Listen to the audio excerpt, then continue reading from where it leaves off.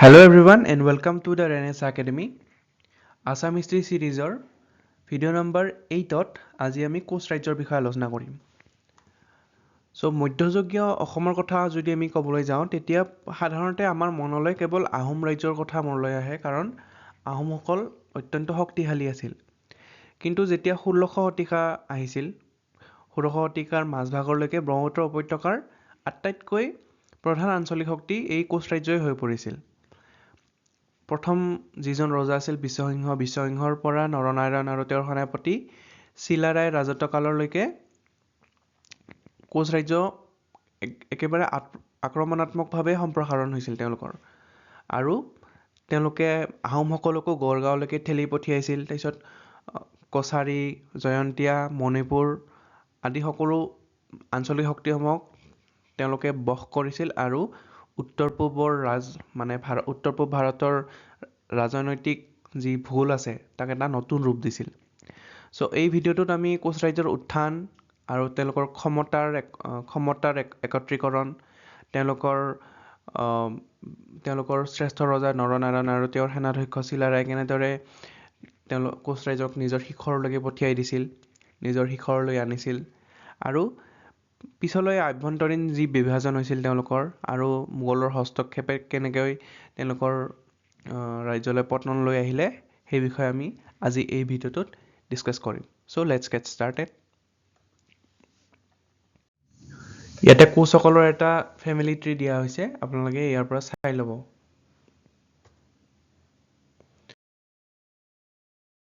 কোচসকলৰ যদি আমি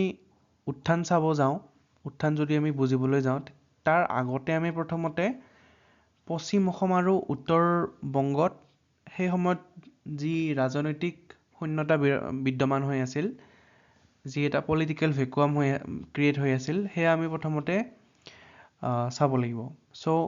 যেতিয়া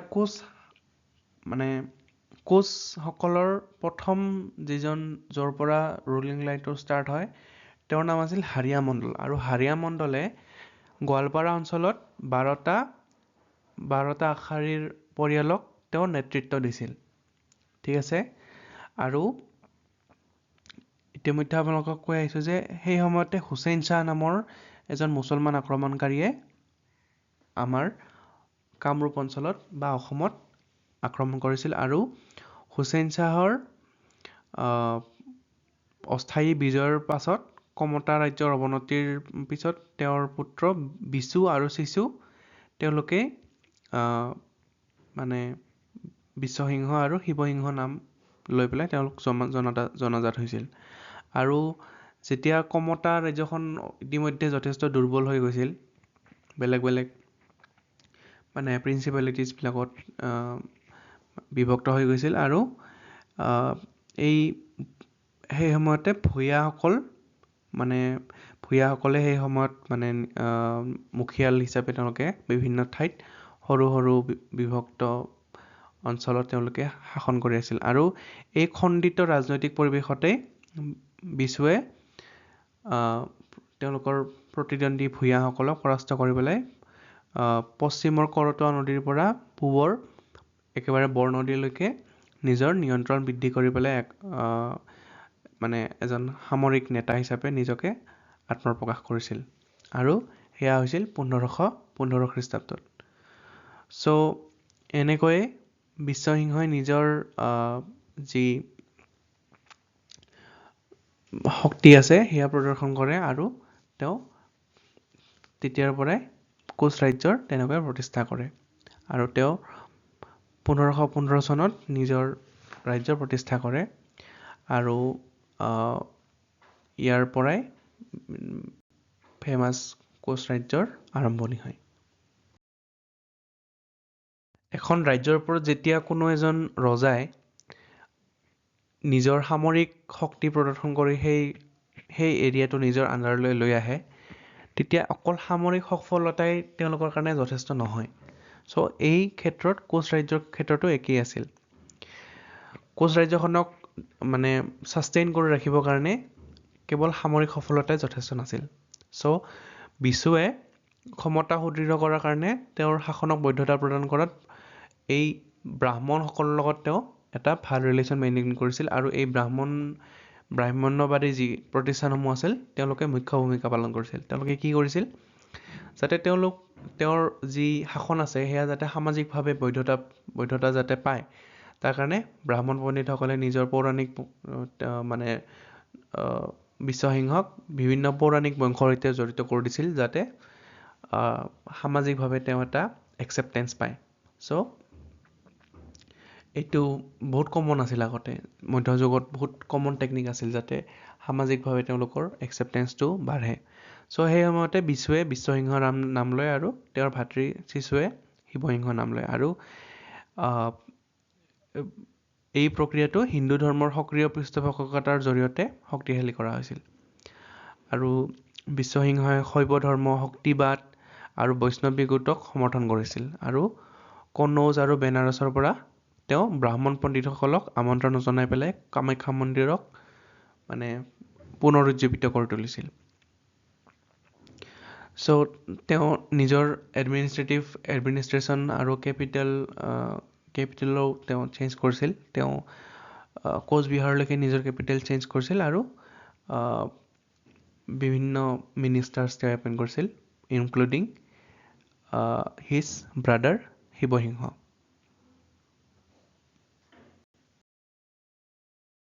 বিশ্বসিংহই তেওঁৰ সামৰিক শক্তিৰ এটা খতিয়ান ল'বৰ কাৰণে তেওঁ এটা চেঞ্চাছ কৰাইছিল আৰু তেওঁৰ আণ্ডাৰত যিমান সৈন্য আছিল তাৰ তেওঁ মানে সুসংগঠিত কৰিবৰ কাৰণে তেওঁ বিভিন্ন অফিচাৰ্ছ এপইণ্ট কৰিছিল, যেনে ঠাকুৰীয়া, শইকীয়া, হাজাৰী, উমৰা, নৱাব, এনেকৈ বিভিন্ন অফিচাৰ্ছ তেওঁ এপইণ্ট কৰিছিল। আৰু তেওঁৰ হাতত তেওঁৰ সৈন্যত যথেষ্ট ৱাৰ এনিমেলছ আছিল, হাতী, ঘোঁৰা আদি বিভিন্ন ৱাৰ এনিমেলছ আছিল। আৰু লগতে তেওঁ তেতিয়াৰ পৰাই নিজৰ হেৰিখন যথেষ্ট সামৰিকভাৱে শক্তিশালী কৰিবলৈ চেষ্টা কৰিছিল। তেওঁৰ টোটেল 18জন পুত্ৰ আছিল, বিশ্বসিংহৰ টোটেল 18জন পুত্ৰ আছিল। আৰু তাৰ ভিতৰতে আছিল মল্লদেৱ, শুক্লধ্বজ, নৰসিংহ আৰু গোহাঁই কমল। এওঁলোক যথেষ্ট ইম্পৰ্টেণ্ট নাম এইকেইটা অসমৰ ইতিহাসত। মল্লদেৱে পিছলৈ গৈ পেলাই নৰনাৰায়ণ হয়, শুক্লধ্বজে পিছলৈ গৈ পেলাই চিলাৰায় হয়, এনেদৰে আমি পিছলৈ চাম। তেওঁৰ ৰিলেশ্যন কেনেকুৱা আছিল আহোমসকলৰ লগত তেওঁৰ ৰিলেশ্যনৰ বিষয়ে যদি আমি চাবলৈ যাওঁ, কোচসকলৰ যি উৎস আছে, বিভিন্ন সমলসমূহ আছিল, তাৰ মতে তেওঁ এটা এটেম্প কৰিছিল আহোম ৰাজ্য ইনভেড কৰাৰ কাৰণে, কিন্তু তেওঁ পিছলৈ ঘূৰি আহিছিল। আৰু আহোমৰ চ'ৰ্চেছৰ মতে তেওঁ চুহুংমুঙৰ সময়ত 1537 খ্ৰীষ্টাব্দত তেওঁ আহোম ৰাজ্য ভ্ৰমণ কৰে আৰু বিভিন্ন উপঢৌকন হিচাপে তেওঁ কোচ ৰাজ্যৰ পৰা বস্তু লৈ যায়। ঠিক আছে, তেওঁলোকে গিফ্ট এক্সচেঞ্জ কৰে। বিশ্বসিংহৰ যেতিয়া মৃত্যু হৈছিল, বিশ্বসিংহৰ মৃত্যুৰ পিছতেই তেওঁৰ জ্যেষ্ঠ পুত্ৰ হিচাপে মল্লদেৱ কোচ ৰাজ্যৰ ৰজা হোৱাৰ কথা আছিল। কিন্তু তাত এটা সমস্যাৰ সৃষ্টি হৈছিল, কাৰণ বিশ্বসিংহৰ মৃত্যুৰ সময়ত মল্লদেৱ আৰু শুক্লধ্বজ তেওঁলোক দুয়োজনেই উত্তৰ ভাৰতৰ কাশী নামৰ ঠাইখনত বিদ্যা গ্ৰহণৰ বাবে গৈছিল। আৰু তেওঁলোকে তাত বিদ্যা গ্ৰহণ কৰি থকাৰ সময়তে বিশ্বসিংহৰ মৃত্যু ঘটিছিল। আৰু তেওঁলোকে বাহিৰত থকাৰ সুযোগ লৈয়ে বিশ্বসিংহৰেই আন এজন পুত্ৰ নৰসিংহই কি কৰিছিল, কোচ ৰাজ্যৰ সিংহাসন অধিকাৰ কৰিছিল। আৰু কাশীত থাকোঁতে মল্লদেৱ আৰু শুক্লধ্বজে পিতৃৰ মৃত্যুৰ খবৰ আৰু নৰসিংহই যে সিংহাসন দখল কৰিছে তাৰ খবৰ পাইছিল। আৰু তেওঁলোক দুয়ো কাশীৰ পৰা আহি পেলাই নিজৰ ৰাজ্যত আহি নৰসিংহৰ বিৰুদ্ধে যুদ্ধ ঘোষণা কৰিছিল। আৰু এই যুদ্ধত নৰসিংহক তেওঁলোকে পৰাস্ত কৰিছিল। চ' এনেদৰে নৰসিংহক তেওঁলোকে পৰাস্ত কৰি পেলাই ৰাজক্ষমতা উদ্ধাৰ কৰিছিল। আৰু এনেদৰে 1540 খ্ৰীষ্টাব্দত মল্লদেৱ কোচ ৰাজ্যৰ ৰজা হয়। আৰু তেওঁ ৰজা হৈ পেলাই নাম লয় নৰনাৰায়ণ। আৰু নৰনাৰায়ণে ভাতৃ শুক্লধ্বজক প্ৰধান সেনাপতিৰ দায়িত্ব দিছিল, গোটেই ৰাজ্যৰ প্ৰধান সেনাপতিৰ দায়িত্ব দিছিল। ঠিক আছে, চ' সেই সময়ত কোচসকল আৰু আহোমসকলৰ মাজত ৰিলেশ্যনটো কেনেকুৱা হৈছিল যেতিয়া নৰনাৰায়ণ ৰজা হৈছিল। ইতিমধ্যে আমি কৈ আহিছোঁ যে বিশ্বসিংহ ৰাজত্ব কালত আহোম ৰজা চুহুংমুঙৰ সৈতে এটা বন্ধুত্বপূৰ্ণ সম্পৰ্ক স্থাপন হৈছিল। কিন্তু সেই বন্ধুত্বপূৰ্ণ সম্পৰ্কটো বেছিদিন নাথাকিল, কাৰণ তাৰপিছত নৰনাৰায়ণৰ ৰাজত্বকালত আহোম ৰজা চুকলেনমুঙে কোচ ৰাজ্য আক্ৰমণ কৰিছিল আৰু দুয়ো পক্ষৰ মাজত প্ৰায় 3 বছৰ যুদ্ধ চলিছিল। প্ৰথমতে 1543ত তেওঁলোকৰ ফাৰ্ষ্ট যি বেটেল আছিল তাৰ ষ্টাৰ্ট হয় আৰু বহুত কেইখন বেটেল হয়। তাৰপিছত 1546ত চিলাৰায় ডিকৰাই নদী আছে, লখিমপুৰ জিলাৰ বৰ্তমান ডিক্ৰং বুলি কোৱা হয়, তাত আহোমসকলক ডিকৰাই নদীৰ পাৰত আহোমসকলক তেওঁ হৰুৱাইছিল। আকৌ 1547 খ্ৰীষ্টাব্দত কি হৈছিল, কোচসকলৰ যি সৈন্য আছে সেয়া আহোমসকলৰ সৈন্যৰ হাতত পৰাজিত হৈছিল। আৰু এই 1547 চনৰ যি ৰণ আছে সেয়া পিছলা নামৰ এখন নদীৰ পাৰত হৈছিল নাৰায়ণপুৰৰ ওচৰত, আৰু পিছলা নদীৰ পাৰত হোৱাৰ বাবে এই নদীখনক এই ৰণখনক কি বুলি কোৱা হয়, পিছলা পৰিয়া ৰণ বুলি কোৱা হয়। ঠিক আছে। আৰু এই যি বিভিন্ন বেটেলসমূহ হৈ গ'ল, বিভিন্ন যুদ্ধসমূহ হৈ গ'ল, তাৰ চিলাৰাই কি কৰিছিল সেয়া এনালাইজ কৰিছিল যে কিয় আমাৰ হেৰি হৈছে, কিয় আমাৰ পৰাজয় হ'ল, আমাৰ ৰচদ পাতিৰ আমাৰ ছাপ্লাই চেইনটো কেনেকৈ আহোমসকলে কাট ডাউন কৰি দিলে। চ' তেনেকৈ বিশ্লেষণ কৰি পেলাই পুনৰ আহোম ৰাজ্য আক্ৰমণ কৰাৰ তেওঁ প্ৰস্তুতি চলাইছিল, আৰু এই প্ৰস্তুতিৰ কাৰণে তেওঁ সৈন্যবাহিনীৰ শক্তি বৃদ্ধি কৰিছিল। যুদ্ধৰ সময়ত সৈন্যবাহিনীৰ অহা যোৱা, ৰচদ পাতিৰ যোগান আদিৰ মানে সুবিধা হোৱাকৈ কোচ ৰাজ্যৰ ৰাজধানী কোচবিহাৰৰ পৰা ভূটান আৰু দফলা পাহাৰৰ নামনি অঞ্চলৰ মাজেৰে এটা ৰোড নিৰ্মাণ কৰিছিল, এটা পথ নিৰ্মাণ কৰিছিল। আৰু এই দায়িত্বটো তেওঁ নিজৰে এজন ভাতৃ, নিজৰ ভাতৃ অৰ্থাৎ বিশ্বসিংহৰে এজন পুত্ৰ গোহাঁই কমলক দিছিল, আৰু তেওঁৰ তত্বাৱধানত এই পথটোৰ বা এই ৰাস্তাটোৰ কি হৈছিল, কাম সম্পূৰ্ণ হৈছিল বাবে তাক গোহাঁই কমল আলি বুলি কোৱা হয়। ঠিক আছে, আগবাঢ়িছোঁ। চ' যুদ্ধৰ প্ৰস্তুতি সম্পূৰ্ণ কৰি 1562 খ্ৰীষ্টাব্দত চিলাৰাই আহোম ৰাজ্য আক্ৰমণ কৰে, আৰু প্ৰায় 60,000 কোচ সৈন্যৰ শক্তিৰ ওচৰত আহোমৰ পৰাজয় হৈ যায়। আৰু কোচ সৈন্যই 1563 খ্ৰীষ্টাব্দত গড়গাঁও অধিকাৰ কৰি লয়, আৰু আহোম ৰজা চুকাম্ফা নগাপাহাৰলৈ পলাই যায়। সেই সময়ত আহোম ৰজা চুকাম্ফা আছিল। আৰু এই যুদ্ধত জয়লাভ কৰি পেলাই কোচ ৰজা নৰনাৰায়ণ নিজে গড়গাঁৱলৈ আহে আৰু তাতেই থাকিবলৈ লৈছিল। আৰু এনেদৰে চিলাৰায়ৰ নেতৃত্বত ইমান এখন শক্তিশালী ৰাজ্য, আহোম ৰাজ্যৰ ৰজায়ো পলাই যাবলগীয়া হৈছিল নগাপাহাৰলৈ। চ' যুদ্ধত পৰাস্ত হৈ পেলাই আহোম ৰাজ্যৰ ৰজা চুকাম্ফাই অৱশেষত কি কৰিলে, সন্ধিৰ বা চুক্তিৰ প্ৰস্তাৱ প্ৰেৰণ কৰিলে, আৰু দুয়ো পক্ষৰ মাজত সন্ধি হয়। আৰু সেই সন্ধি অনুসৰি কি হয়, ব্ৰহ্মপুত্ৰৰ উত্তৰ পাৰৰ এটা বৃহৎ এৰিয়া, এটা বৃহৎ অঞ্চল আহোম ৰাজ্যৰ ৰজাই কোচসকলক দি দিবলগীয়া হয়, আৰু লগতে যথেষ্ট পৰিমাণৰ ধন সম্পত্তিও দিবলৈ তেওঁলোক মান্তি হ'বলগীয়া হয়। আৰু সন্ধিৰ চৰ্ত এনেকুৱা আৰু এটা আছিল যে তেওঁলোকৰ বহুত আহোম কোঁৱৰক তেওঁলোকে যুদ্ধবন্দী কৰি পেলাই কোচবিহাৰলৈ লৈ গৈছিল। ঠিক আছে, এইখিনি হ'ল আহোম আৰু কোচসকলৰ কনফ্লিক্টৰ মাজৰ ষ্টৰি। চ' তাৰপিছত আন যি ৰাজ্য আছিল, যেনে কছাৰীসকল বা মণিপুৰ ৰাজ্য, তাৰপিছত জয়ন্তীয়া ৰাজ্য, খাচীয়া ৰাজ্য, তেওঁলোকৰ লগত কেনেকুৱা ৰিলেশ্যন আছিল সেয়া চাওঁ। চ' যিমান সেই সময়ত নৰ্থ ইষ্টত পাৱাৰ আছিল, পলিটিকেল পাৱাৰ আছিল, সকলো কোচ কিংডমৰ আণ্ডাৰত আহিবলগীয়া হৈছিল, বা তেওঁলোকৰ বশ্যতা স্বীকাৰ কৰিবলগীয়া হৈছিল। কছাৰীসকলৰ লগত কোচসকলৰ যুদ্ধ হৈছিল, আৰু কছাৰীসকলে তেওঁলোকৰ বশ্যতা স্বীকাৰ কৰিবলগীয়া হৈছিল। মণিপুৰ আৰু খাচীয়া ৰাজ্যৰ ৰজাই একেবাৰে বিনা যুদ্ধই তেওঁলোকৰ বশ্যতা স্বীকাৰ কৰিছিল। লগতে জয়ন্তীয়া ৰাজ্যত তেওঁলোকে কি কৰিছিল, নিজৰ এজন পাপেট ৰুলাৰ এজন ইনষ্টল কৰি থৈ দিছিল। চ' এইখিনি আছিল একেবাৰে পিক মানে টেৰিটৰিয়েল এক্সটেনশ্যন, একদম মানে শিখৰত আছিল সেই সময়ত যি কোচ কিংডম আছিল। ঠিক আছে, গতিকে আমাৰ কাৰণে কোচ কিংডমৰ বিষয়ে জনাটো অতি জৰুৰী। ঠিক আছে, আগবাঢ়িছোঁ। 1568 খ্ৰীষ্টাব্দত কোচ ৰাজ্যই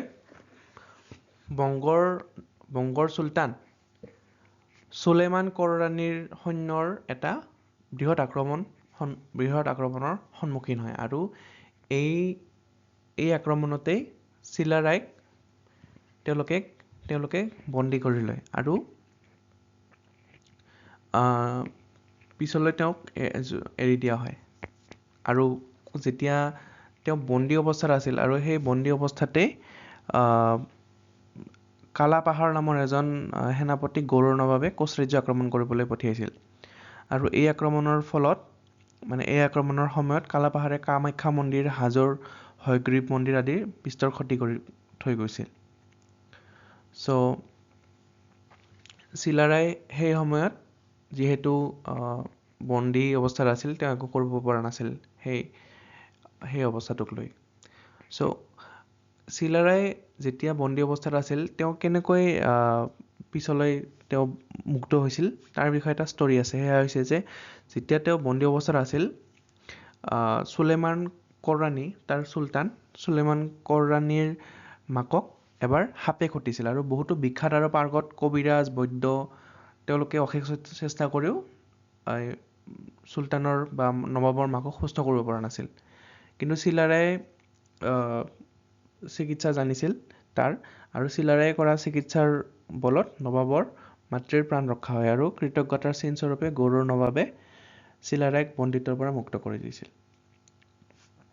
ঠিক আছে, চ' এয়া হৈছে 1568 খ্ৰীষ্টাব্দৰ আশে পাশে যিখিনি সময় আছিল তাৰ কথা।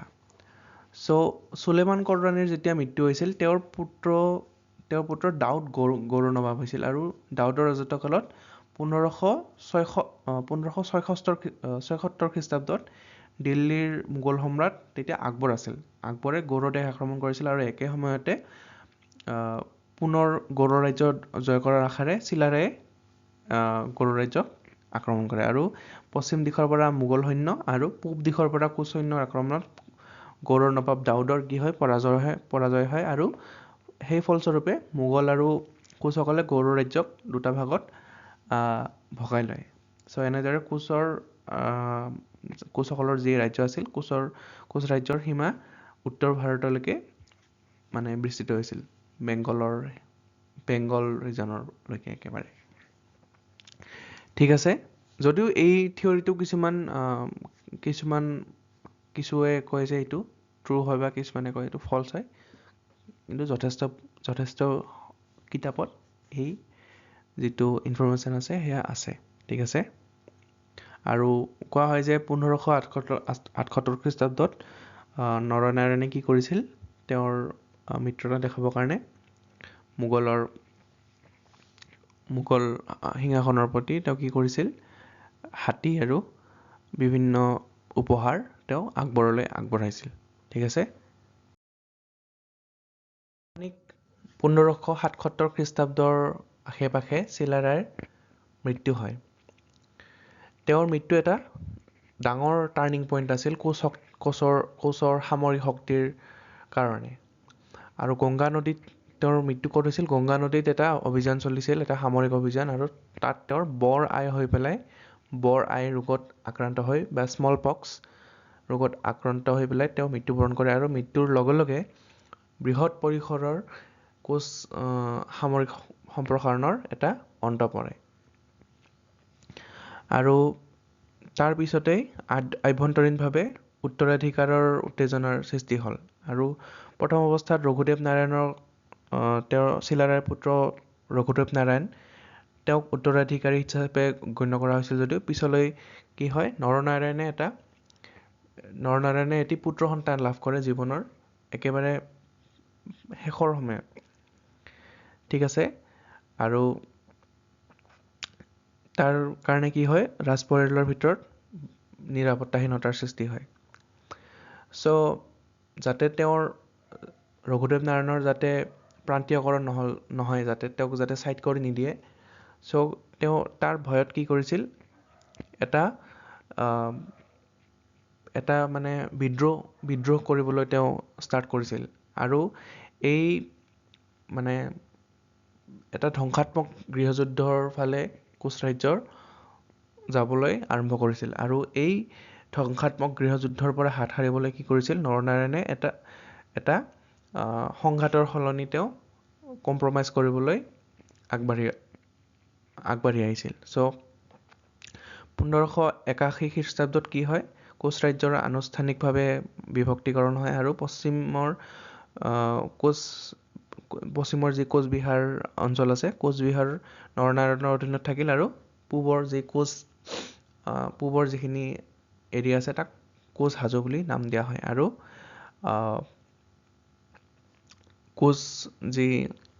কোচ হাজো আছে কোচ হাজো ৰঘুদেৱ নাৰায়ণৰ আণ্ডাৰত আছিল আৰু তেওঁ এনুৱেল ট্ৰিবিউট আৰু নৰনাৰায়ণৰ বশ্যতা তেওঁ স্বীকাৰ কৰিবলৈ মান্তি হৈছিল ঠিক আছে 81 খ্ৰীষ্টাব্দত যেতিয়া কোচ ৰাজ্যৰ বিভাজন হোৱাৰ পিছত ৰঘুদেৱে কোচ হাজো অঞ্চলটোত শাসন কৰিছিল আৰু তাত কি এৰিয়া আছিল কামৰূপ গোৱালপাৰা মঙলদৈ আদি লগতে বৰ্তমান বাংলাদেশৰ অন্তৰ্গত ময়মনসিং এই এৰিয়াসমূহ তেওঁৰ আণ্ডাৰত আছিল চ' কোচবিহাৰৰ তুলনাত এই কোচ হাজোখন মানে গাঁথনিগতভাৱে ষ্ট্ৰাকচাৰেলি তেওঁলোক দুৰ্বল আছিল কোচবিহাৰতকৈ আৰু ইয়াত এটা মানে সংহত প্ৰশাসনিক ভিত্তিৰ অভাৱ আছিল আৰু মানে বাহ্যিক শক্তিৰ লগত সংস্পৰ্শ বেছি আছিল মানে ভৌগোলিকভাৱে ঠিক আছে চ' যেতিয়া বংগৰ ভূঞাসকলৰ এজন নেতা আছিল তেওঁৰ নাম আছিল ঈশা খানে যেতিয়া দক্ষিণ কোচ হাজো আক্ৰমণ কৰিছিল তেতিয়া জংগলবাৰী নামৰ এখন ঠাইত ৰঘুদেৱৰ পৰাজয় বৰণ হয় আৰু তেওঁ ৰঙামাটিলৈকে নিজৰ এৰিয়া হেৰাবলগীয়া হয় চ' এই পৰাজয়ে কি কৰে স্পষ্টভাৱে আফগান আৰু মোগলৰ হেঁচাত কোচ হাজোৰ ৰাজনৈতিক যি অৱনতি আছে ৰাজনৈতিক পতন তাৰ এটা সূচনা কৰি দিয়ে ঠিক আছে চ' ৰঘুদেৱ নাৰায়ণে যদিও মানে বিভিন্ন উপায় লৈছিল যেনে ধৰক হয়গ্ৰীৱ মাধৱ মন্দিৰ তেওঁ পুনৰ নিৰ্মাণ কৰিছিল ধৰ্মীয় পৃষ্ঠপোষকতা দিবলৈ চেষ্টা কৰিছিল তথাপি তেওঁ সেই তেওঁৰ আগৰ বৈধতা আছিল তেওঁ সেয়া ঘূৰাই পাব পৰা নাছিল তেওঁ ৰাজনৈতিকভাৱে আকৌ আগৰ অৱস্থা পাব পৰা নাছিল চ' এনেদৰেই এই ৰঘুদেৱ নাৰায়ণৰ ঈশা খানৰ হাতত পৰাজয় বৰণৰ পিছৰ পৰাই যি কোচ ৰাজ্য আছে কোচ ৰাজ্য বা কোচ হাজোৰ এৰিয়াটোৰ যি ৰাজনৈতিক শক্তি আছে সেয়াৰ পতন হ'বলৈ আৰম্ভ কৰে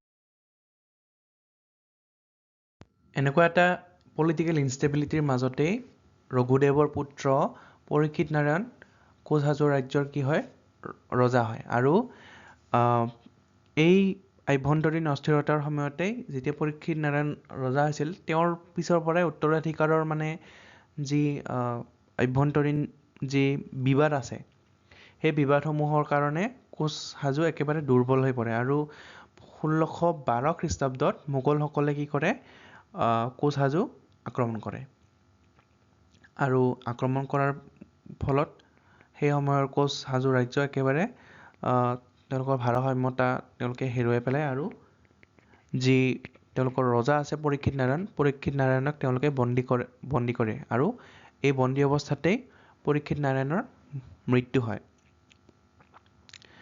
এতিয়া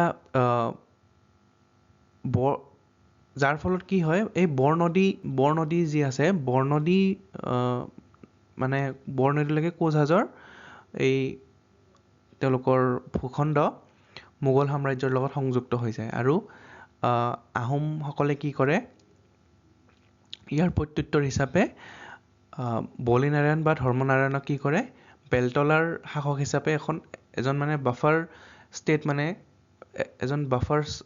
এখন বাফাৰ ষ্টেট হিচাপে তেওঁলোকে বলিনাৰায়ণক তাত ইনষ্টল কৰি ৰাখি দিয়ে ঠিক আছে আৰু ফাইনেল ছেটেলমেণ্ট হিচাপে কি হয় 1638 খ্ৰীষ্টাব্দত বৰনদীৰ পশ্চিম ফালৰ সকলো এৰিয়া মোগলৰ হাতলৈ যায় আৰু বৰনদীৰ ইষ্টৰ ফালে অৰ্থাৎ পূবৰ ফালে সকলো অঞ্চল আহোমৰ হাতলৈ যায় আৰু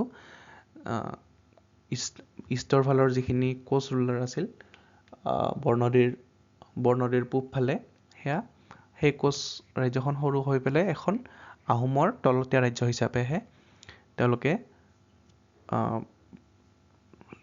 আহোমৰ তলতীয়া ৰাজ্য হিচাপে কোচ ৰাজ্যত থাকি যায় ঠিক আছে গতিকে এয়া আছিল কোচ ৰাজ্যৰ উত্থান পতন আৰু তেওঁলোকৰ যি সামৰিক শক্তি তাৰ বিষয়ে আমি ডিছকাছ কৰিলোঁ আৰু কেনেদৰে যি কোচ ৰাজ্য আছে কোচ ৰাজ্যৰ পতন কেনেদৰে হ'ল আমি তাক দেখিলোঁ ঠিক আছে